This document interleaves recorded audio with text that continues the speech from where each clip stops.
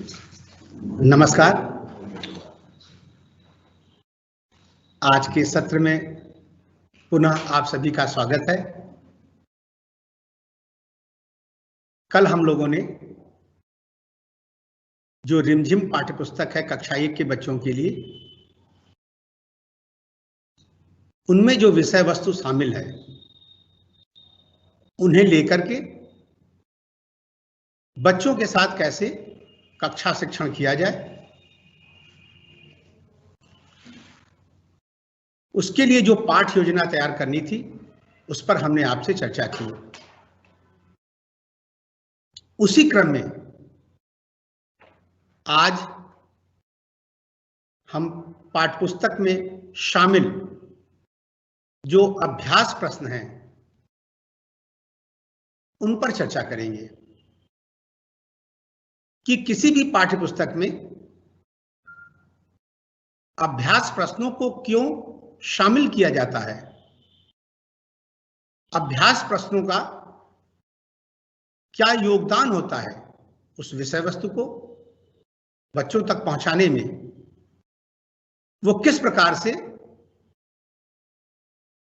भाषाई दक्षता के साथ साथ बच्चों में अन्य क्षमताओं को विकसित करने में मदद करती है। तो आइए सबसे पहले यह जानने का प्रयास करते हैं कि अभ्यास प्रश्नों का उद्देश्य क्या होता है।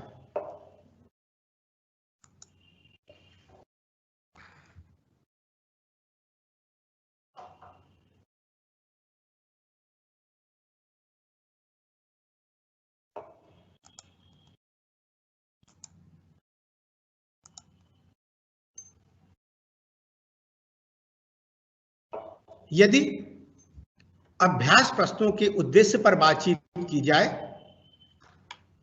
तो हम इस प्रकार देख सकते हैं कि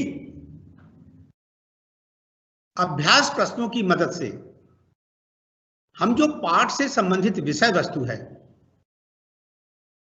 उसको और बेहतर बनाने के लिए या बच्चों में उसकी समझ विकसित करने के लिए हम अभ्यास प्रश्नों को शामिल करते हैं। यदि रिमझिम पाठ्यपुस्तक की बातचीत की जाए जो विशेष रूप से भाषा के लिए तैयार की गई है, तो यह पाठ्यपुस्तक बच्चों में भाषाई दक्षता विकास के लिए भी कार्य करती है। इसमें अभ्यास प्रश्नों की मदद से भाषाई दक्षता को विकसित करने की बात की गई है। एक और उद्देश्य अभ्यास प्रश्नों का कि अभ्यास प्रश्नों के माध्यम से हम जो पाठ की विषय वस्तु है उसको और हम रोचक बना लेते हैं। कई तरीके की गतिविधियां हम अभ्यास प्रश्नों के माध्यम से शामिल करते हैं, जिनमें व्याकरणिक पक्ष भी होते हैं, खेल भी होते हैं, कुछ करने को होता है, प्रोजेक्ट वर्क होता है।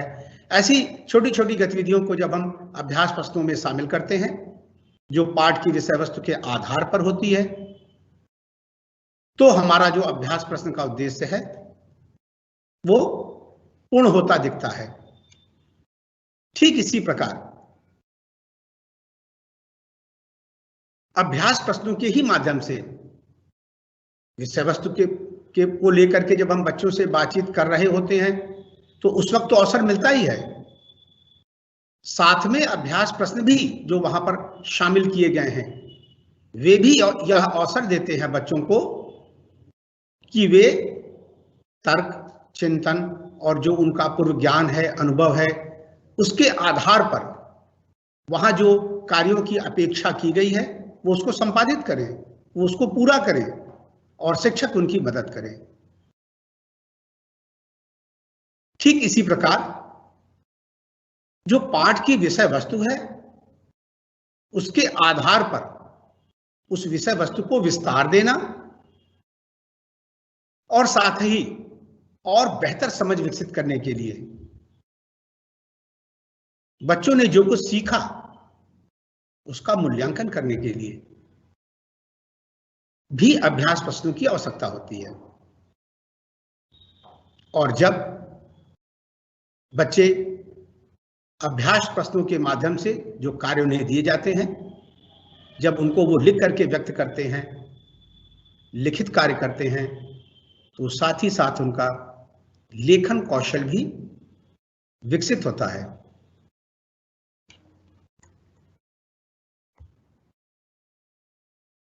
यहां पर आज हम सभी को एक बात और जानना जरूरी है। जैसा कि आप देख पा रहे होंगे,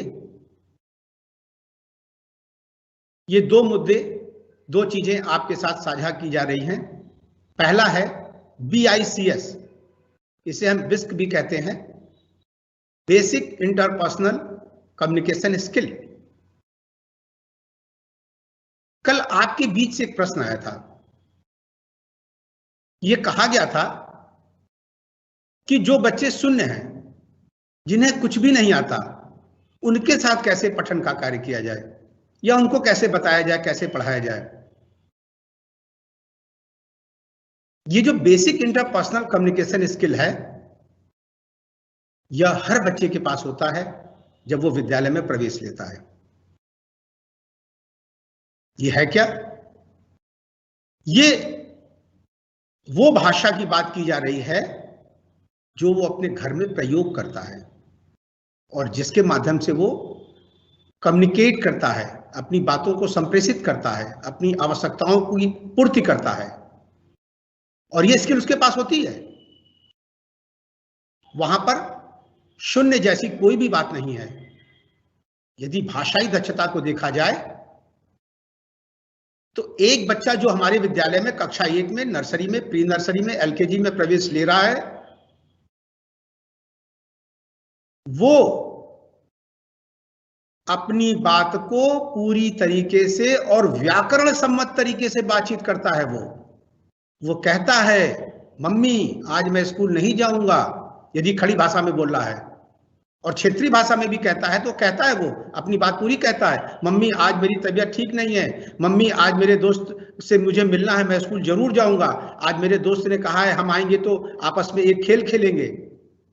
यहां देखिए वो पूरी बात कह रहा है, उसके पास वाक्य संरचना की भी समझ है, उसको विराम चिन्हों की भी जानकारी है, मौखिक रूप में वो पूरी बात कह पा रहा है, शब्दों का भी प्रयोग कर रहा है।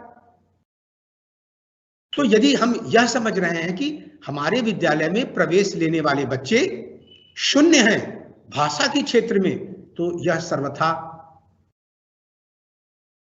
शायद हम कह पाए गलत है। गलत तो नहीं कहना चाहिए, शायद हमारी यह धारणा अभी पूर्ण नहीं है, क्योंकि बच्चों के पास एक बहुत समृद्ध भंडार होता है अपनी भाषा का। हमारी क्या अपेक्षा होती है? हमारी यह अपेक्षा होती है कि बच्चों को काल तक पहुंचाया जाए, कॉग्निटिव एकेडमिक लैंग्वेज प्रोफिशिएंसी। ये एकेडमिक लैंग्वेज का तात्पर्य हमारी जो पाठ्यपुस्तकें हैं वो जिस भाषा में लिखी हुई हैं, जो शब्दावलियां वहां प्रयोग की गई हैं, अब उससे बच्चा कैसे इंटरेक्ट करे, कैसे अंतःक्रिया करे, हमको वहां तक पहुंचाना है, जिसको लेकर के हम प्रयास कर रहे हैं। चाहे वो वर्णों की पहचान हो, अक्षरों की पहचान हो, शब्दों की पहचान हो, उनको बोलना हो, वाक्यों को पढ़ना हो, अर्थ ग्रहण करना हो, लिखित रूप से उसको संप्रेषित करना हो, मौखिक रूप से संप्रेषित करना हो, अपनी समझ के अनुसार प्रतिक्रिया देना हो, इत्यादि इत्यादि बातें। और वहां पर जहां कॉग्निटिव एकेडमिक लैंग्वेज प्रोफिशिएंसी की हम बात करते हैं और बच्चों को वहां तक उनको प्रोफिशिएंट करने की बात करते हैं, तब हमको उनके साथ मार्गदर्शक के रूप में कार्य करना होता है। और इसमें अभ्यास प्रश्न बहुत ज्यादा मदद करते हैं, क्योंकि जब बच्चों से हम अभ्यास प्रश्न के माध्यम से समझ विकसित का कार्य करने के लिए तत्पर होते हैं या अग्रसर होते हैं, तो वहां यह अपेक्षा होती है कि उस वर्कशीट में या उस किताब में या जो कार्य दिया गया है वो बच्चे उसको मानक भाषा में लिखें। और जबकि उसके पास, उन बच्चों के पास एक समृद्ध भंडार है बिस्क का, जिसमें वो मौखिक रूप से अभिव्यक्त कर पा रहे हैं। तो बिस्क से कैल्प तक पहुंचने का जो रास्ता है वो हमको उनको तय करा रहा है। और इसमें अभ्यास प्रश्नों की एक बहुत महती भूमिका होती है। ठीक इसी प्रकार हमें अभ्यास प्रश्नों को लेकर के जब हम बच्चों के बीच में हैं तो हमें दो चीजों का और ध्यान रखना है। एक है जिसे हम कहते हैं ICQs, इंस्ट्रक्शंस चेकिंग क्वेश्चंस। आइए इनके बारे में जानते हैं। विशेष रूप से जब हम कक्षा 1 के बच्चों के साथ कार्य कर रहे हैं, वे बच्चे जो लगभग 6 वर्ष आयु वर्ग के हैं वो और कक्ष में हैं, शिक्षक अभ्यास प्रश्नों के माध्यम से उनसे उनका आकलन करना चाहता है, समझ का, या जो पाठ की विषय वस्तु है उसका विस्तार चाहता है, या उसको उनकी समझ को और समृद्ध करना चाहता है। तो ऐसी स्थिति में वो कैसे उनके साथ कार्य करें? तो यहां पर बहुत जरूरी है कि हम जो भी इंस्ट्रक्शंस दें, जो भी हम बच्चों को निर्देश दें कुछ भी करने के लिए, तो हम उसको चेक करें एक बार, और उसके लिए हमें प्रश्न करने की आवश्यकता है। जैसे आपने कोई कार्य बच्चों को दिया किसी पाठ विशेष में, या किसी पृष्ठ पर कोई कार्य लिखा हुआ है जो आप चाहते हैं कि बच्चों के माध्यम से इसको पूरा कराया जाए। आपने एक बार निर्देश दिया, बच्चे छोटे हैं, किसी ने सुना, किसी ने नहीं सुना, किसी ने उसको दूसरे तरीके से सुन लिया। अब जब कार्य का संपादन होगा तो आप देखेंगे हर बच्चे अलग अलग तरीके से कार्य कर पा रहे हैं या कर रहे हैं, तो आपको लगेगा कि नहीं, अब हमें इन्हें पुनः दोबारा बताने की आवश्यकता है, और आपका कुछ समय उसमें व्यय हो गया। तो इससे बेहतर है कि शुरुआत में ही जब हम बच्चों को कोई निर्देश दें तो फिर आप उसको चेक कर लें, जिसे हम कहते हैं इंस्ट्रक्शन चेकिंग क्वेश्चंस। आप उस इंस्ट्रक्शन को चेक करने के लिए कुछ क्वेश्चंस पूछिए। आपको क्या करना है, कौन सा पृष्ठ हम सब लोग खोलेंगे, उसमें जो चित्र दिया गया है उसमें हमें क्या करना है, रंग भरना है या कुछ लिखना भी है। जैसे जब आप चेकिंग क्वेश्चंस बच्चों से पूछेंगे और बच्चे कहेंगे सर जी, मैडम जी, हमको ये करना है, तो आपको पता चल जाएगा कि जो निर्देश मैंने दिया है वो स्पष्ट तरीके से बच्चों तक पहुंच गया है। अब आप कहिए ठीक है, तो फिर आप इसके अनुसार कार्य शुरू कीजिए। और ये बहुत जरूरी होता है अपने बच्चों से कक्ष में कि जो भी इंस्ट्रक्शंस, जो भी निर्देश हम दे रहे हैं वो एकदम क्लियर होना चाहिए और बच्चों तक उसी रूप में पहुंचना चाहिए जिस रूप में हम उनको साझा कर रहे हैं। एक और चीज है, जब आप अभ्यास प्रश्नों को बच्चों के साथ हल कर रहे हैं, उनके कार्यों को देख रहे हैं, अवलोकन कर रहे हैं, तो हमेशा एक बात कही जाती है, प्रशंसा की संस्कृति। इसको अपनाने की आवश्यकता है, और विशेष रूप से छोटे बच्चों के साथ। एक शिक्षक बच्चों के साथ रिजेक्शन मेथड में कभी भी सफल नहीं हो सकता। बच्चों ने जो भी कार्य किया है उसके लिए उनको पुनर्बलन चाहिए, उनको एक सकारात्मक प्रतिपुष्टि चाहिए। इसलिए यह बहुत ही आवश्यक है कि जब हम बच्चों के साथ अभ्यास कार्य करा रहे हैं, तो जब बच्चों ने कुछ कार्य करके शिक्षक के सामने रखा, जिसको हम कहते हैं गलत है, सही है, या जो भी स्थितियां हैं, थोड़ा सा उसने प्रयास किया, बहुत अच्छा प्रयास किया, लेकिन एक शिक्षक को हर एक बच्चे के साथ पहले कनेक्ट होने की आवश्यकता है, जो जिसको हम कह रहे हैं CDC फॉर्मेट। ये CDC फॉर्मेट हर क्षेत्र में, कक्ष में ही नहीं, ये समाज में, हमारे परिवार में, लोगों के बीच, कार्यालय में, हर जगह यह फॉर्मेट जो है कार्य को बेहतर बनाने में मदद करता है, अधिगम को बेहतर बनाने में मदद करता है, और संबंधों को, जैसे कि बच्चों के बीच में और शिक्षक के बीच में एक जो मित्रवत संबंध होता है, उसको बेहतर बनाने में मदद करता है। तो शिक्षक से यह अपेक्षा होती है कि बच्चे जब अभ्यास कार्य को करके और शिक्षक के सामने रखें, शिक्षक उसका अवलोकन करें, तो पहले वो कनेक्ट हों। कनेक्ट होने का तात्पर्य, पहले वो बच्चों को एप्रिसिएट करें उनके प्रयासों के लिए, जो भी उन्होंने प्रयास किया है। सही और गलत की बात नहीं है यहाँ पर, यहाँ बात यह है कि जो कुछ भी उन्होंने करके और आपके सामने रखा, शिक्षक के सामने रखा कि सर ये देखिए मैंने किया है, मैंने लिखा है, मैंने बनाया है, तो वहां पर आपको सबसे पहले कनेक्ट होना है। कनेक्ट होने का तात्पर्य आप उनको एप्रिसिएट करें, उनके प्रयासों को, और फिर चूंकि आपको शिक्षक के रूप में उनके कार्यों का संशोधन भी करना है, जो छोटी मोटी बच्चे गलतियां कर रहे हैं उनको भी आपको ठीक करना है, तो फिर आप वहां पर डिस्कनेक्ट होइए और फिर बात आप कर सकते हैं कि बेटा इसको ऐसे नहीं ऐसे लिखा जाता है, अगर आप इसको ऐसे बना दें, इसका आकार ऐसे बना दें तो और बेहतर हो सकता है, यहाँ पर जो आपने मात्रा लगाई है इसको और इस तरीके से लगाया जा सकता है, ये वाला तरीका शायद सही है। तो इस तरीके से आप डिस्कनेक्ट हो गए और अपनी बात आपने कर दिया। बच्चों को भी लगा कि हमारे सर ने हमारे कामों को अप्रिशिएट किया, हमारी मैडम ने हमारे कार्यों को अप्रिशिएट किया, और फिर वो उन्होंने जो संशोधन किया उसको बड़ी आसानी से एक्सेप्ट कर लेगा। और अंत में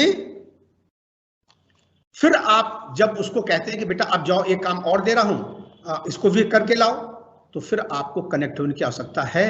फिर आपने जो उसके कार्यों को अभी तक देखा और बातचीत किया, फिर उसको कार्यों को अप्रिशिएट करिए, बहुत अच्छा तुमने प्रयास किया बेटा और तुम कर सकते हो, अब इस बार करो, देखो मैंने जो बताया इसका ध्यान रखना और फिर से करके लाओ। तो फिर अंत में फिर कनेक्ट होइए। और जब इस तरीके से आप एक बच्चे से वार्तालाप करेंगे उनके अभ्यास कार्यों को लेकर के, उनके कार्यों को लेकर के, जो भी वो कक्ष में कर रहे हैं, विद्यालय प्रांगण में कर रहे हैं, तो आप देखेंगे कि आप बच्चों के साथ अभ्यास कार्यों को बड़ी सफलता से पूरा भी कर रहे हैं, बच्चे उन अभ्यास कार्यों को कर भी रहे हैं और उनकी समझ लगातार विकसित भी हो रही है। आपके बीच से कुछ प्रश्न आ रहे हैं, जैसे एक प्रश्न आया है बहराइच से, शायद कल भी यह प्रश्न उठा था। एक बात मैं इन प्रश्नों को लेने से पहले आपसे साझा करना चाहता हूं। कल आप में से एक मिर्जापुर से प्रतिभागी ने लिखा था कि सर आप हमारे प्रश्न नहीं ले रहे, तो आप समझ पा रहे होंगे कि लगभग 3500 आप जैसे मास्टर ट्रेनर्स इस कार्यक्रम से जुड़े हुए हैं। ये हम सभी के लिए बहुत सौभाग्य की बात है, हम सब एक साथ मिलकर के बातचीत कर रहे हैं और 1 घंटे का हमारा सत्र है 10:30 से 11:30, तो इसमें सभी के प्रश्नों को लेना थोड़ा संभव नहीं है। फिर भी हम लोग प्रयास करते हैं कि उन प्रश्नों को ले लिया जाए जो सर्वाधिक आ रहे हैं। तो एक प्रश्न आपके बीच से आया है, तथा और एवं में अंतर कैसे करें।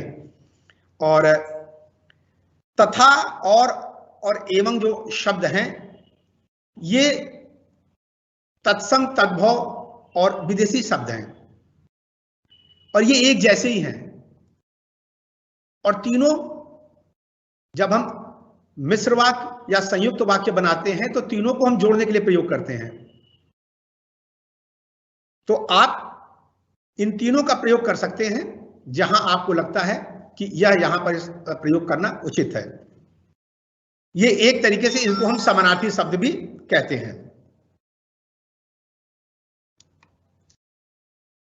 बिस्क, जालौन और बिजनौर से एक प्रश्न आया है कि बिस्क और कैल को विस्तार से समझाने की कृपा करें। सर समय का थोड़ा अभाव है, फिर भी आपका अनुरोध है तो इसको मैं इस प्रकार से कह पा रहा हूं कि बिस्क और कैल के ऊपर संत कबीर नगर, गोरखपुर, बुलंदशहर, मुरादाबाद और बरेली से भी प्रश्न है। तो हम लोग इतना समझ लें कि बिस्क जो है वो, इसको हम कहते हैं basic interpersonal communication skill. Basic, जो बेसिक फंडामेंटल है। फंडामेंटल बच्चे को कहां से मिला है? जब बच्चा घर में पैदा हो रहा है तो तब शुरुआती दौर में वो माता के साथ अंतरक्रिया कर रहा है, उनसे बातचीत कर रहा है, अपनी आवश्यकताओं को रख रहा है, किसी भाषा का प्रयोग कर रहा है, मम कह रहा है, माँ कह रहा है, पापा कह रहा है, कुछ इस प्रकार के शब्दों को वो प्रयोग कर रहा है और धीरे धीरे अपने घर की आवश्यकताओं को अपने शब्दों में वो व्यक्त कर रहा है। तो इंटरपर्सनल कम्युनिकेशन, इंटरपर्सनल मतलब जब दो लोगों के बीच में बातचीत हो रही है तो वो दो लोग घर में कौन है? माता है, पिता है, उनके भाई बहन है, घर के सदस्य हैं, परिवेश में लोग हैं, आसपास समाज में लोग हैं, तो वो स्किल उसके पास है, ये क्षमता हर बच्चे के पास है। अगर वो गूंगा नहीं है, तो अगर वो बोलने में असमर्थ नहीं है, तो वो अपनी बातें कह रहा, तो ये स्किल उसके पास है, जिसे हम कह रहे हैं कि बेसिक इंटरपर्सनल कम्युनिकेशन स्किल। अब इस स्किल से उसको कहां पहुंचाना है? हमको पहुंचाना है क्लासरूम में, जो टेक्स्ट बुक की भाषा है, जो मानक भाषा जिसको हम कह रहे हैं। हर राज्यों की अलग हो सकती है। अगर बंगाल में हम हैं तो वहां पर बांग्ला में किताब लिखी गई, तो अगर कोई बच्चा उत्तर प्रदेश से जाता है, बंगाल में एडमिशन लेता है, तो उसके पास अपने घर की भोजपुरी है। बनारस से एक बच्चा, उसके पिताजी का ट्रांसफर हो जाता है बंगाल में, तो वहां के स्कूलों में जब बच्चा प्रवेश लेगा तो उसके पास घर में भोजपुरी भाषा का एक समृद्ध ज्ञान है। अब उस भाषा से उसको बंगाली, जो उसकी किताब की भाषा है, जब वहां पर बंगाल के कलकत्ता के किसी प्राथमिक विद्यालय में वो पढ़ रहा है, तो वहां की जो कॉग्निटिव एकेडमिक लैंग्वेज है वो बांग्ला है। अब उस प्रोफिशिएंसी तक उस तक पहुंचना है। तो ये दो शब्द जो हम प्रयोग करते हैं, और इसके लिए शिक्षक प्रयास करता है। इसमें पाठ की विषय वस्तु और अभ्यास कार्य दोनों मदद करते हैं। तो ये दो चीजें हैं और हमको ये ध्यान में रखना चाहिए कि हमको बच्चों को बिस्क से कैल्प तक पहुंचाना है।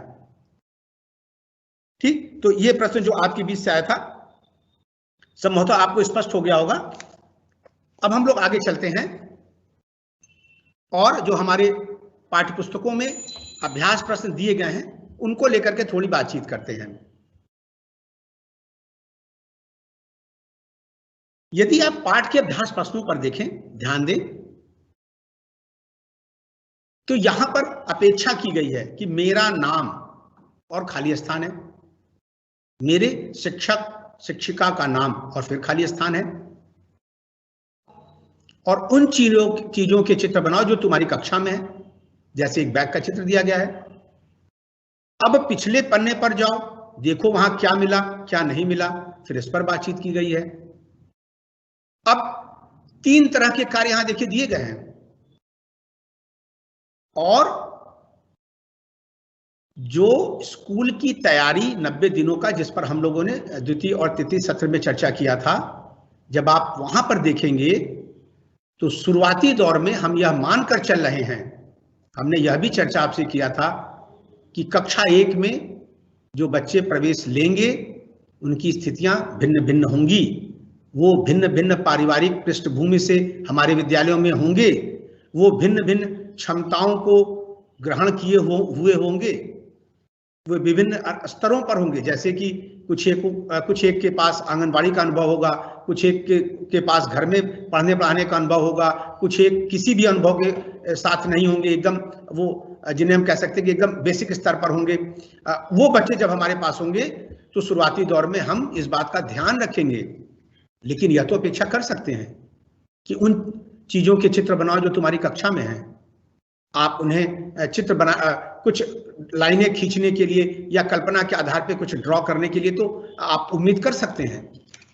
तो यहां पर उन चीजों को लेकर के बातचीत की गई है और स्कूल की तैयारी के शुरुआती दिनों में इस पर बातचीत नहीं की गई है। यह कुछ दिनों के बाद है, जब यह माना जा रहा है कि बच्चे अब यह कर पाएंगे, तब उनसे अपेक्षा की जा रही है कि वो इन अभ्यास प्रश्नों पे अपनी प्रतिक्रिया दें, लिखित और मौखिक रूप से। ठीक इसी प्रकार से यहां पर देखिए वर्णों की ध्वनियों को लेकर के कार्य किया जा रहा है। नाम के आधार पर जैसे कहा जा रहा है न की टोली, तो न की टोली का मतलब उन बच्चों की बात की जा रही है जिनके नाम में न ध्वनि आ रही है और उनको मिलाने की बातचीत की जा रही है। यह भी एक तरह से मौखिक गतिविधियां हैं।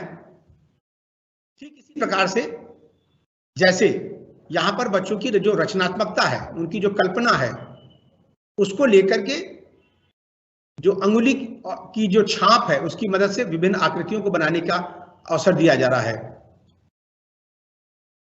ठीक इसी प्रकार, और आप एक बात और देख रहे होंगे, आपने देखा भी होगा, आप में से ये प्रतिक्रिया भी आई थी कि आपने किताबों का अध्ययन बहुत बेहतर किया है, सारे वर्णों को आपने ट्रेस किया, वो बातें निकल के आ गई कि वहां पर 50 वर्णों को शामिल किया गया है, 2 को नहीं शामिल किया गया है जो अयोग्य हैं। ये सारी बातें आपके बीच से आ चुकी हैं।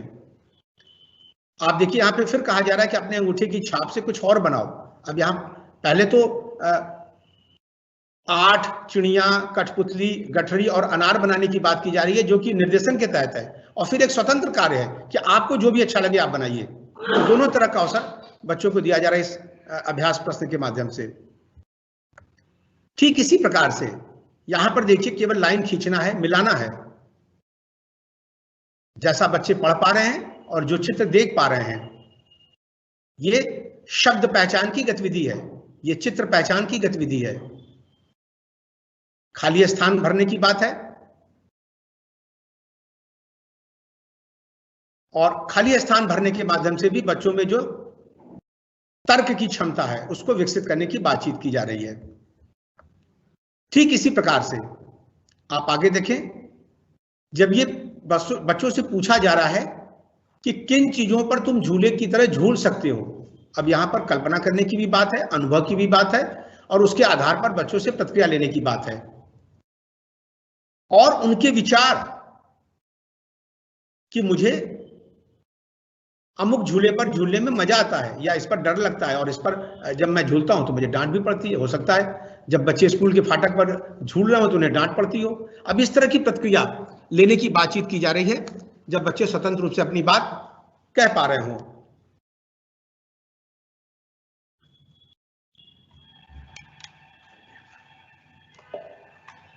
आपके बीच से जौनपुर से एक प्रश्न आया है कि वर्ण और अक्षर में क्या अंतर है, उसे स्पष्ट करें। और इस प्रश्न को मैं इसलिए ले लिया, मैं समझता हूं कि इस पर 2 मिनट की चर्चा करना आवश्यक है। भाषा शिक्षक के लिए यह बहुत ही जरूरी है कि उसे इस प्रकार की समझ हो। यदि वर्ण और अक्षर के बीच के अंतर को कहा जाए तो एक बहुत बड़ा अंतर है दोनों में। आपने देखा होगा वर्णमाला में वर्णों को शामिल किया गया है, वहां 52 वर्णों की बातचीत की गई है,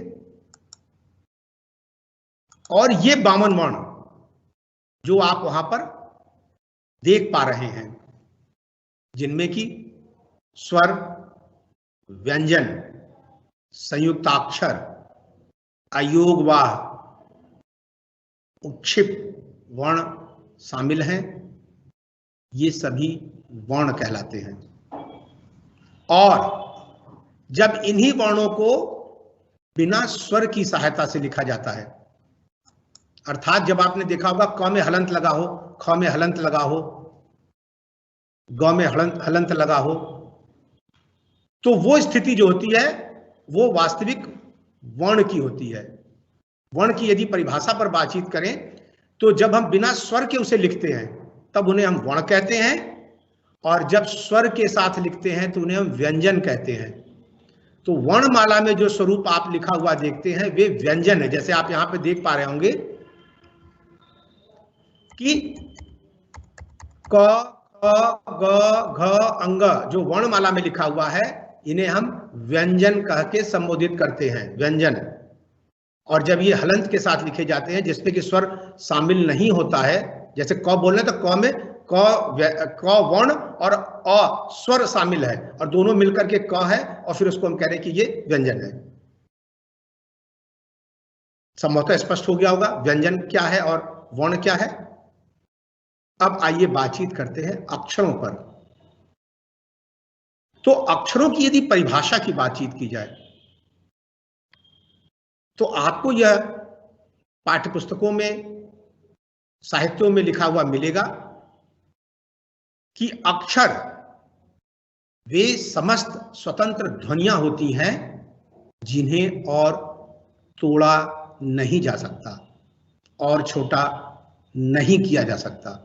तात्पर्य, अब यहां पर आप कंफ्यूज मत होइएगा, यहां पर जब अक्षर की परिभाषा को संदर्भित करने की बातचीत की जा रही है तो ये मौखिक रूप से बोलने वाली ध्वनि को लेकर के बातचीत की जा रही है, क्योंकि क को हम जब तोड़ करके लिख रहे हैं तो उसमें क को हलंत के साथ लिख रहे हैं, प्लस धन लगा करके अ लिख रहे हैं, मतलब कि हम उस वर्ण को और स्वर को मिलाकर के व्यंजन के स्वरूप में लिख रहे हैं, वो लिपिबद्ध कर रहे हैं, वहां पर उसको ऐसे समझा जा रहा है। लेकिन जब अक्षर की बात आती है तो यह बोलने के अंतर्गत स्वतंत्र ध्वनियों की जब हम बात करते हैं, आइए इसे उदाहरण से समझते हैं।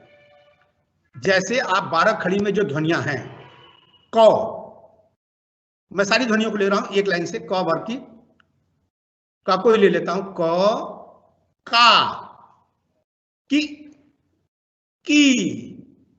कु, कु, के, कै, को, कौ, कं, क। अब ये जो ध्वनि का उच्चारण किया मैंने, क्या आप इसे तोड़ करके बोल सकते हैं? क्या इन्हें 2 भागों में करके बोल सकते हैं? संभवतः नहीं। तो ये सारे अक्षर हैं, अंग्रेजी में इन्हें ही सिलेबल कहते हैं। जैसे यू, YOU, यू में आप देखिए 2 वॉवेल है, ओ और यू, और एक ही झटके में बोला जाएगा। यू, आप इसको यू करके तो बोल नहीं सकते, तो यहां पर एक सिलेबल है यू में। ठीक इसी प्रकार से मैं बोलूं का की, तो काकी में 2 अक्षर हैं, एक ध्वनि है का और एक ध्वनि है की, और इसको मुझे ऐसे ही बोलना पड़ेगा का की। तो ये दो ध्वनियां जो आई ये 2 अक्षर हैं। यहां तक कि ज्यों, त्यों, क्यों जैसी जो ध्वनियां आ रही हैं, इनको लिखने में आप आधा ज, य पे ओ की मात्रा और अनुस्वार लगाएंगे, किंतु यदि अक्षर की बात आएगी तो ये एक अक्षर है, ज्यों, त्यों, क्यों। संभवतः अब स्पष्ट हो गया होगा। और क, ख, ग, घ ये भी अक्षर में आते हैं। तो अक्षर का जो समूह है वो बहुत बड़ा है, जिसमें समस्त ध्वनियां शामिल हैं। बाराखड़ी की भी ध्वनियां है, ज्यों, त्यों, क्यों जैसी भी ध्वनियां हैं, और वर्णमाला में जो वर्ण शामिल उनकी भी ध्वनियां हैं। ये सब अक्षर हैं। संभवतः मैं अपनी बात आप तक पहुंचा पाया हूंगा। एक और प्रश्न आया जौनपुर से कि बच्चे को मातृभाषा से मानक भाषा की तरफ कैसे ले जाया जाए। इस पर हमने पहले के सत्र में भी बातचीत किया है, और यह बहुत सहज तरीके से एक शिक्षक कर पाता है जब शुरुआती दौर में वो बच्चों को उनके अनुभव के बारे में, जैसा हमने कहा, हम लोगों ने जो स्कूल की तैयारी में कहा है कि वो शुरुआती दौर में उनसे परिवेश से संबंधित और बाकी संदर्भित स्वास्थ्य से संबंधित बातचीत की जाएगी। तो वहां पर शुरुआती दौर में बच्चे अपनी मातृभाषा में ही बातचीत करेंगे, अपने घर की भाषा में ही बातचीत करेंगे, और शिक्षक उनको ध्यानपूर्वक सुनेगा, उस पर प्रतिक्रिया देगा। किंतु धीरे धीरे जब शिक्षक, भाषा सीखते कैसे हैं, भाषा हम तो ज्यादातर अनुकरण से सीखते हैं। कहा जाता है ना, language is being caught, it is not being taught. हम एक दूसरे से पिकअप करते हैं, हम इसको पढ़ा करके नहीं सिखा सकते। उस तरीके का एक्सपोजर होता है, उस तरह का माहौल होता है। जिस प्रकार के हम शब्द लगातार सुनते हैं, ठीक उसी प्रकार से हम बोलना शुरू कर देते हैं। कोई भी भाषा हो, घर में हम अपनी मातृभाषा अपनी माँ से सुन रहे हैं, पिताजी से सुन रहे हैं, भाई बहन से सुन रहे हैं, तो उस तरीके के शब्द हमने पिकअप कर लिए और उसको हमने उसी तरीके से बोलना शुरू कर दिया। और अंग्रेजी का भी यही हाल है। अंग्रेजी के कंडीशन में भी जब हम हमारी कक्ष में हमारे शिक्षक, हमारे दोस्त, हमारे अगल बगल, हमारे पर्यावरण में, वातावरण में अंग्रेजी में ही बातचीत हो रही है, तो मैं उन्हीं शब्दों को पिकअप करता हूँ, फिर वैसे ही बोलने लगता हूँ। तो वो स्थिति जब है वहां से, और मानक, तो अब शिक्षक कक्ष में जब वार्तालाप कर रहा होता है तो मानक शब्दों का भी प्रयोग करता है। जब हम अभ्यास प्रश्न कराते हैं, जिसपे हम इस सत्र में बातचीत कर रहे हैं, तो यहाँ भी मानक शब्द लिखे होते हैं, और अपेक्षा होती है बच्चे से कि वो मानक शब्दों में लिखे। तो धीरे धीरे बच्चे भी उन मानक शब्दों को पिकअप करते हैं, उनका अनुकरण करते हैं, और फिर उनको लिखने भी लगते हैं और उनको बोलने भी लगते हैं। तो एक यात्रा है, ये 1-2 दिन में नहीं तय की जाती है, इसमें समय लगता है। और हमको एक शिक्षक के रूप में हमें ध्यान रखना चाहिए, प्रयास लगातार करते रहना चाहिए कि बच्चे कैसे स्थानीय भाषा से, मातृभाषा से मानक भाषा की ओर अग्रसर हों। और फिर एक स्थिति ऐसी आती है जैसे हमारी आपकी है कि हम मानक भाषा को भी बेहतर बोल पाते हैं और अपनी स्थानीय भाषा को भी बेहतर बोल पाते हैं। और ये निर्भर करता है कि हमारी कितनी आवश्यकता है उस भाषा को प्रयोग करने की, उस पर निर्भर करता है कि बच्चा कितना बेहतर कर पाता है।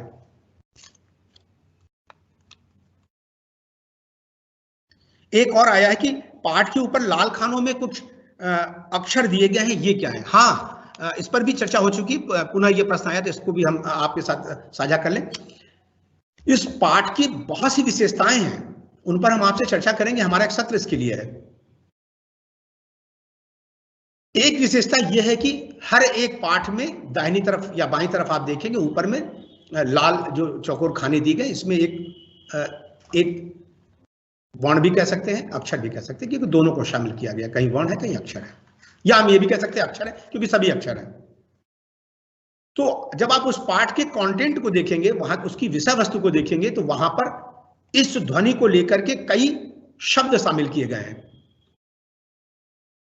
और शिक्षक से अपेक्षा की गई है कि जब उस पाठ को लेकर कार्य करे तो उन जो ध्वनि विशेष है या अक्षर विशेष है उनका वो अभ्यास करा ले, उनकी आकृति पर, उनकी ध्वनियों पर और उनकी ध्वनियों से बनने वाले शब्दों पर। और यह धीरे धीरे यह कार्य होगा, और आप देखेंगे जब आप पाठ के अंत तक पहुंचेंगे तो वर्णमाला में शामिल जितनी भी ध्वनियां हैं लगभग सारे पर कार्य एक साथ हो पाएगा।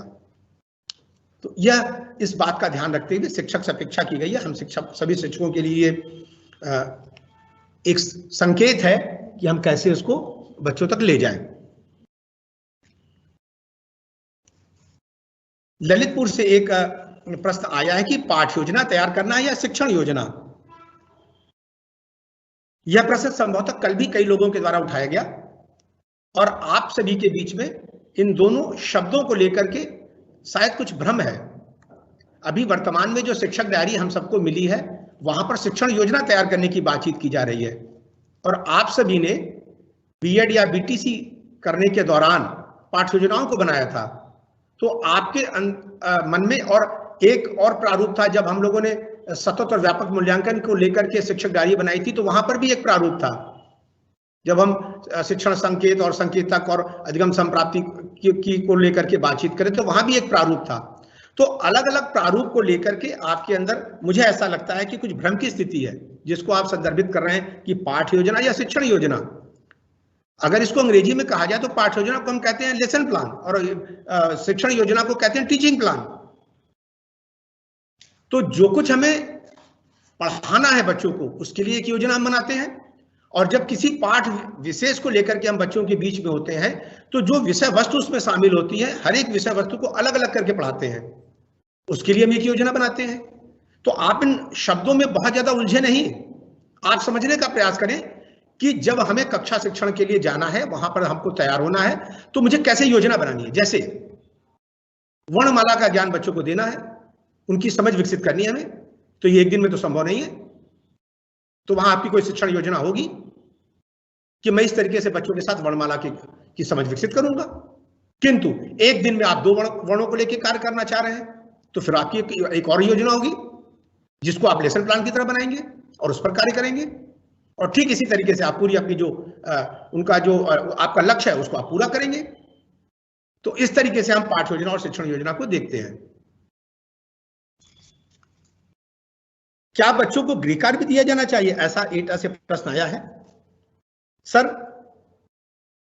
कक्षा 1 के बच्चों को कई मंचों से यह निर्देश है, सलाह है, सुझाव है कि गृह कार्य नहीं दिया जाना चाहिए और गृह कार्य के रूप में यदि कोई आप कार्य दे भी रहे हैं तो वह इस स्तर का हो जिसे बच्चा स्वयं अपनी क्षमता से कर सके और वो उसके लिए खेल हो, उसके लिए ऐसा ना हो कि एक बोझ हो जिसके आधार पर वो अगले दिन कक्षा से भाग जाए या उसे लगे कि अगर मेरा गृह कार्य पूरा नहीं हुआ है और मैं विद्यालय जाऊंगा तो सर मुझसे पूछेंगे, मैडम मुझसे पूछेंगी, तो फिर मेरी स्थिति थोड़ी विषम होगी, तो वो वहां से अपने आप को दूर कर लें।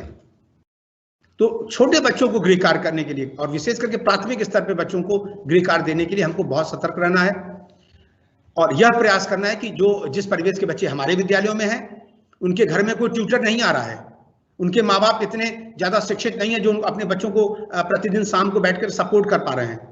तो इन बातों का भी हमें ध्यान रखना है। जो कुछ कक्ष में आपने उनके साथ साझा किया है और आपको लगता है कि इसी को विस्तार देते हुए बच्चे इससे जुड़ा हुआ कार्य घर पे बैठ के कर सकते हैं तो आप उनको उसके लिए कह सकते हैं, अन्यथा आप उससे बचें।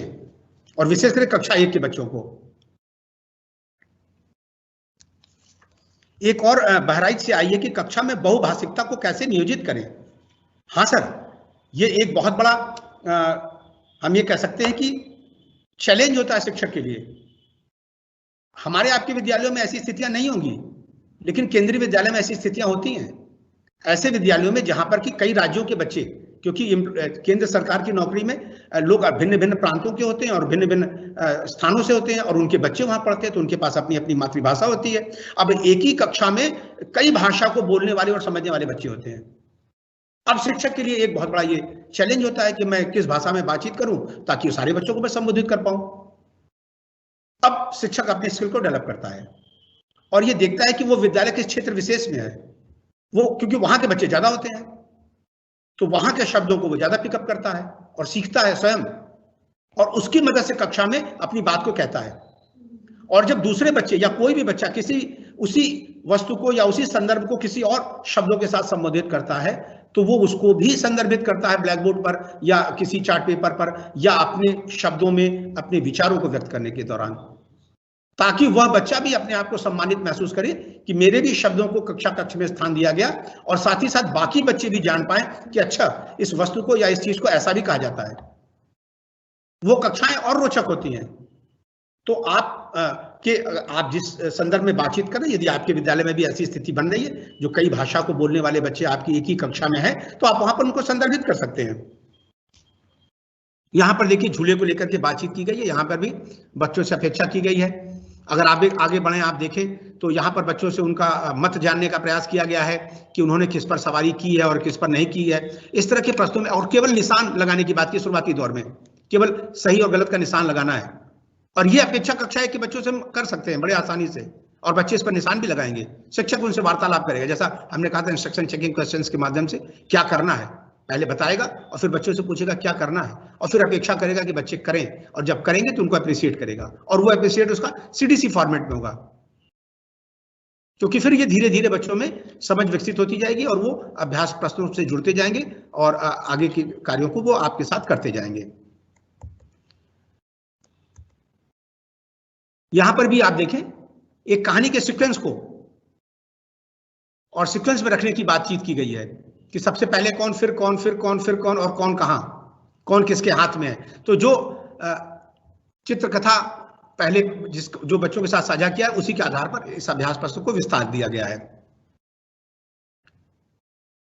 यहां पर रंगों को लेकर के बातचीत किया गया है और बच्चों के परिवेश में जो सब्जियां मिलती हैं उनको लेकर के बातचीत किया गया है। तो ऐसे अभ्यास प्रश्नों में बच्चे बहुत ही रोचकता से प्रतिक्रिया भी देंगे और उनको पूरा भी करेंगे।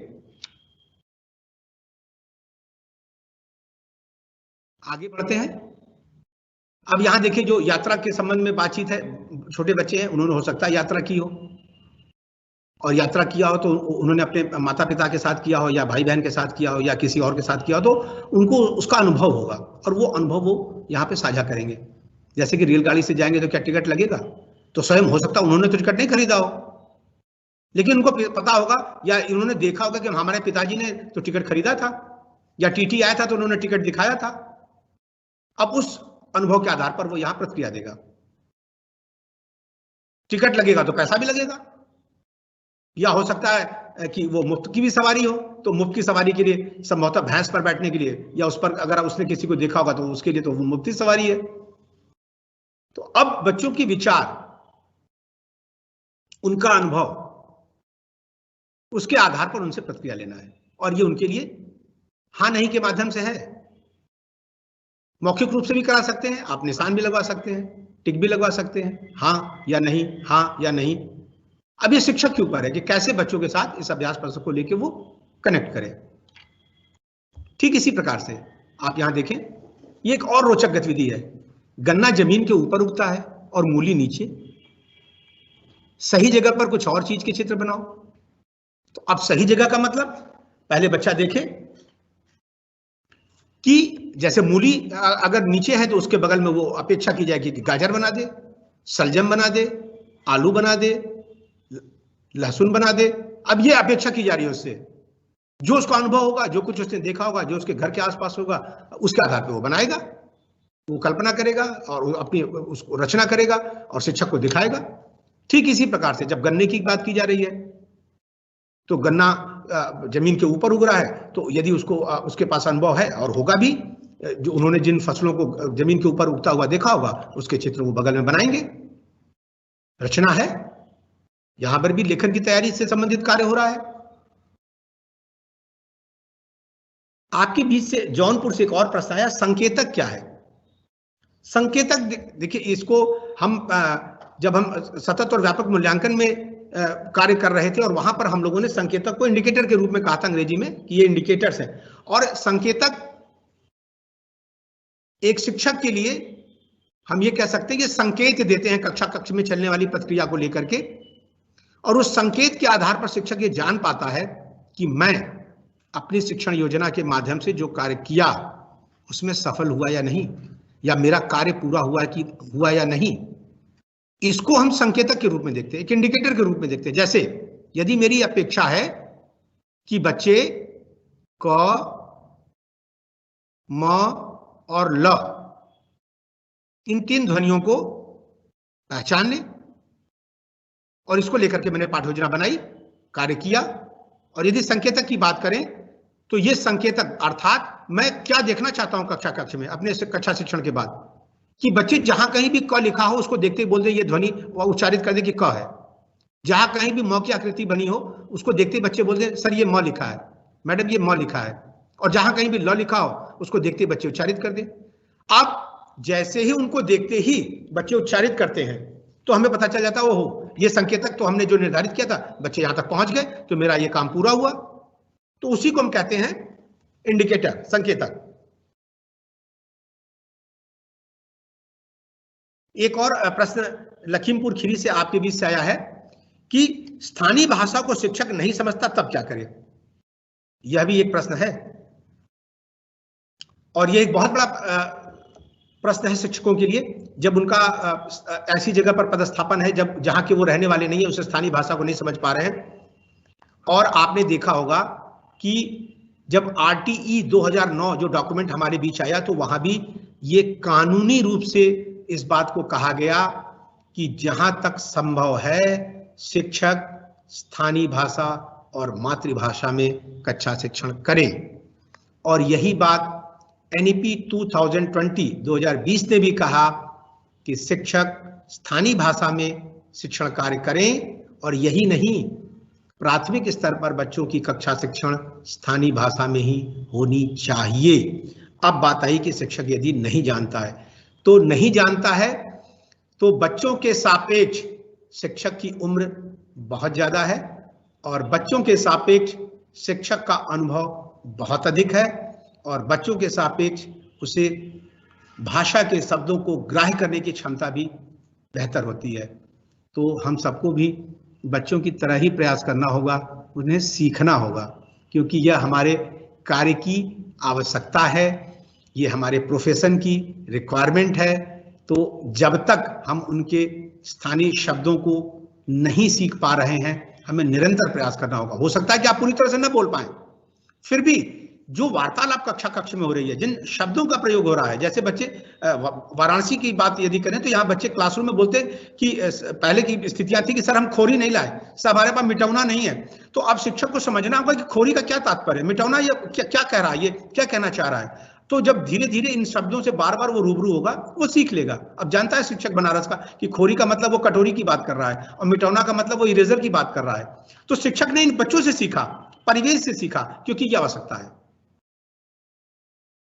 आगे चलते हैं। देखिए यहां पर जो ध्वनि जागरूकता पर जो हम लोग शुरुआत में बातचीत कर रहे हैं स्कूल की तैयारी में, और उसको लेकर के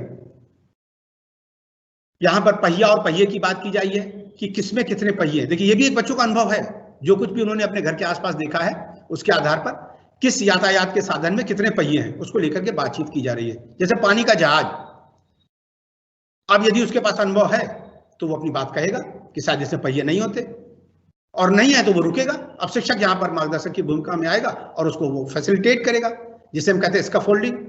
तो स्कैफोल्डिंग करेगा, उसकी मदद करेगा, तो उसकी शिक्षक की मदद से बच्चा इसको पूरा कर पाएगा। उनके चित्र दिखाएगा यथासंभव और फिर कहेगा देखो ये पानी का जहाज है, ये इसका चित्र है, बताओ इसमें कहाँ पहिए हैं, उससे रिलेट करेगा। और यहाँ पर उन्हीं जो यहाँ पर चित्र में भोपू दिया गया है, बस दिया गया है, सीटी दिया गया है, अब उनकी कैसी ध्वनियां निकलती हैं इसको लेकर के बातचीत की गई है। और फिर जो सवारी आपको सबसे अच्छी लगती है उसका चित्र बनाओ, फिर बच्चों को चित्र बनाने का अवसर दिया गया है। और ये शुरुआती दौर में ही है, अगर आप इसको जोड़ पा रहे हो तो आप समझ पाएंगे कि ये लेखन की तैयारी का ही है काम। यहाँ देखिए एक और रुचिकर बच्चों के लिए विषय। नॉर्मली बच्चे घर में बहुत सी चीजों को खाना पसंद करते हैं, बहुत सी चीजें नहीं पसंद करते हैं, बहुत सी चीजों को अच्छी लगती है, तो वो अपनी प्रतिक्रिया को, अपनी रुचि को वो व्यक्त कर सकते हैं। उनके लिए अवसर है, शिक्षक इस पर चर्चा कर सकते हैं, इनकी पौष्टिकता पे बाद में बात कर सकते हैं। क्यों नहीं खाते बैगन, क्यों नहीं तुम्हें पसंद है बैगन, अरे आलू क्यों नहीं खाते, आलू में तो ये चीज है, आम क्यों नहीं खाते, आम तो बहुत अच्छा फल है, इससे हमको ये मिलता है। तो इस तरीके से आप बच्चों के साथ चर्चा भी कर सकते हैं और उनके पसंद नापसंद को यहाँ पर आप सरल तरीके से भरवा भी सकते हैं, क्या भाता है क्या नहीं भाता है, इस तरह की चीजों को लेकर के बातचीत की गई है। यहाँ पर देखिए पिछले पन्नों में रंगों को ढूंढो, पिछला जो कार्य किया आपने, पिछला जो पन्ना पर हम लोगों ने पढ़ा उसके आधार पर फिर यहाँ पर उनको रंगों को ढूंढने की बातचीत की जा रही है और उनको मिलाने की बातचीत की जा रही है। ठीक इसी प्रकार से आप देखिए पूरा करने की बात है और हर डिब्बे पर उसके रंग वाली किसी चीज का नाम लिखो। तो यहाँ नाम लिखने की बात, यहाँ पर लिखने की बात की जा रही है। तो ये आगे के पाठों में है। जब ये स्तर धीरे धीरे विकसित हो जाएगा कि बच्चे लिखने के लिए तैयार हैं और वो थोड़ा मोड़ा लिख पा रहे हैं, तब ये बात होगा। मैनपुरी से एक बात ये आई है आपके बीच से कि यदि बच्चा लिखित रूप से प्रतिक्रिया नहीं दे पाता, हाँ आप सही कह रहे हैं, अगर बाकी बच्चे दे पा रहे हैं और कोई बच्चा विशेष है या कुछ एक दो बच्चे हैं जो नहीं दे पा रहे हैं, तो शिक्षक को सहयोग करने का मतलब वो लिखना नहीं है, अब उसको लिखने के लिए तैयार करना है। तो शुरुआती दौर में अगर स्थिति ये है कि वो लाइनें खींच पा रहा है तो उसकी मदद से वर्ण लिखे, वर्णों की आकृतियां बनाए। अगर वो बना पा रहा है तो फिर वर्णों को जोड़ करके, अक्षरों को जोड़ करके शब्दों के रूप में लिखे। शिक्षक मदद करेगा। और उसके लिए देखिए यहाँ पर जो गतिविधियां हम अभ्यास प्रश्नों के माध्यम से चर्चा कर रहे हैं वो आप उसको शामिल करें, ये बच्चे स्वयं करेंगे। आप इसका फोल्डिंग का मतलब कि आप उनको बताएं कि देखिए पहले आप लाइन इधर से खींचिए, फिर आप खड़ी पाई खींचिए, फिर आप इधर घुंडी घुमाइए, फिर आप सिरोरेखा भरिए, फिर आप ऐसे करिए। ऐसा करते हुए आप उनको मदद कीजिए, करने के लिए उनको बार बार अभ्यास कराइए जिससे कि वो ऐसा कर पाए। एक सीतापुर से और बात आई है कि क्या टीचर को लिखित में ही पाठ योजना बनानी चाहिए या उस पाठ की रूपरेखा दिमाग में रखते हुए भी काम करना चाहिए? यह एक व्यवहारिक प्रश्न है और ज्यादातर स्थितियों में चूंकि हम अपने बीएड के दौरान और बीटीसी के दौरान कर चुके होते हैं, बहुत सी पाठ योजनाएं बना चुके होते हैं, तो हमें ये पता होता है कि हमारे पास मास्टरी है और अब मैं अपने मस्तिष्क में इन बातों को रख सकता हूं और कार्य कर सकता हूं। लेकिन ये मेरा व्यक्तिगत अनुभव है। मैंने कई ऐसी कक्षाओं का संचालन किया है जब मैं पाठ योजना के साथ नहीं था। सीधे मैं क्लास में घुसा और बच्चों से कहा कि कल कहाँ तक बात हुई और उसके आगे की बात की जाए, और मैंने महसूस किया स्वयं, ये मेरा अनुभव है, कि मैं असफल रहा। मुझे ऐसा महसूस हुआ कि शायद मैं इस तैयारी से होता, इस टीएलएम को लेके आया होता तो शायद मैं बेहतर अपनी बात को कह पाता। तो कहीं ना कहीं लिखित रूप में यदि हम उसको नोट कर लेते हैं, उसको हम तैयार कर लेते हैं, तो हमारा जो प्रस्तुतिकरण होता है कक्ष में, या जो हमको 40 मिनट का एक अमूल्य समय मिला है, आप ये मान लें कि वो 40 या 45 मिनट का समय उस बच्चे के लिए, उसके जीवन में वो एक बार जब आ गया तो दोबारा नहीं आएगा। वो अगला दिन आएगा या उसके अगले महीने आएंगे या अगला साल आएगा। जैसे कोविड में ये पूरा साल जिन बच्चों का निकल गया, क्या आप समझते हैं उनके जीवन में दोबारा आएगा? कभी भी नहीं आएगा। तो जो कुछ छूट गई वो छूट गई। अब ये रिक्तता पूरे जीवन उन बच्चों के साथ बनी रहेगी। तो ठीक इसी प्रकार से यदि हम पाठ योजना नहीं बनाते हैं, सिर्फ मौखिक रूप से जाते हैं और वहां जाके लगता है कि नहीं ये चीज छूट गई, ये चीज हम नहीं जोड़ पाए, तो फिर वो पूरे जीवन के लिए वो रिक्तता हो गई। आप इसको इस दृष्टिकोण से देखें। और वर्तमान में तो पाठ योजना बनाने के लिए जो तरीके सुझाए जा रहे हैं उसमें शिक्षकों से अपेक्षा की गई है कि वो मुख्य बातों को ही लिखें, लेकिन एक योजना तो हो कार्य करने के लिए, जिससे कि हम अपने कार्य को बेहतर तरीके से और सहज तरीके से कर पाए। ठीक, अब आप कुछ और देखें अभ्यास प्रश्न जो दिए गए हैं। जैसे यहाँ पर काटने को लेकर के बच्चों के अनुभव पर बातचीत की गई है कि मैं चाकू हूं और मैं सब्जी काट सकता हूं। कुछ इस तरीके की आप गतिविधि बच्चों के साथ कराएं, उनसे वो उनको पूरा करने को कहें। और फिर देखिए कि किससे क्या काटोगे। अब देखिए यहाँ पर भी रिलेट किया गया अनुभव को आधार पर, और ये अपेक्षा की गई है। ठीक है, यहाँ पर पहले खाली स्थान भरने की बातचीत की गई है और उसके बाद किससे क्या काटोगे उस पर बातचीत की गई है। तो कैंची से बाईं तरफ और दाईं तरफ 2 कॉलम दिए गए हैं। कैंची से क्या कट सकता है, निश्चित रूप से जो बच्चों का अनुभव होगा उस हिसाब से वो अपनी प्रतिक्रिया को देंगे। यहां क्या हो रहा है, गुलाब लगाओ, सेकना, बेलना, तलना, इसको लेकर के काम। तो जैसा जो काम हो रहा है राइट साइड में, जो एक गृहिणी का जो चित्र बना हुआ है, जो कुछ वो कर रही है, वो कौन सी क्रिया हो रही है, उसको लेकर के बच्चे उस पर गोला लगाएंगे। ठीक इसी प्रकार से किन से काटोगे, ये प्रश्न है बच्चों से, तो उस पर बच्चे प्रतिक्रिया देंगे। बहुत ही रोचक है ये हमारा जो रिमझिम पाठ्य पुस्तक में जो अभ्यास प्रश्न दिए गए हैं, ये बच्चों को लगातार पाठों से भी जोड़े रहेंगे, विषय वस्तु से भी जोड़े रहेंगे और रोचकता भी बनी रहेगी। रसोई घर का चित्र देखो और बताओ। अब एक रसोई घर का चित्र दिया गया, उसके आधार पर उनसे बातचीत की जा रही है कि अब बच्चे बताएंगे जो कुछ है, वहां पर भी वहां निशान लगाने की बातचीत की जा रही है। शिक्षक इन वाक्यों को पढ़ सकता है और बच्चों से कहे कि इसके अनुसार आप वहां पर निशान लगाएं। ठीक है, पगड़ी पाठ को लेकर के यहाँ पर कुछ गतिविधियां दी गई हैं, ये भी बहुत रोचक है। पूरे पाठ्य पुस्तक में सारे पाठों के साथ जो गतिविधियां हैं उनको शामिल किया गया है। बिंदुओं को जोड़ करके यहाँ चित्र बनाने की बात है।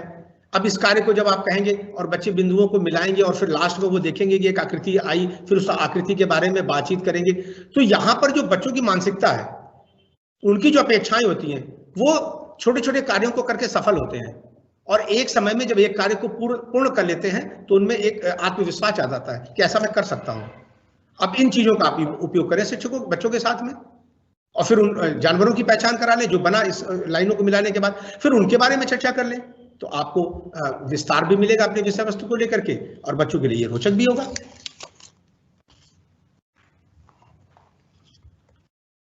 आगे बढ़ते हैं और भी देखें, ये कुछ गतिविधियां यहां दी गई हैं। निश्चित रूप से आपने पाठ्य पुस्तकों को देखा होगा और देख भी रहे होंगे, उसके आधार पर आप सारे पाठों में शामिल जो अभ्यास कार्य हैं उनको देख सकते हैं। ये आपके लिए बहुत ही रोचक है जब आप इनको बच्चों के साथ साझा करेंगे।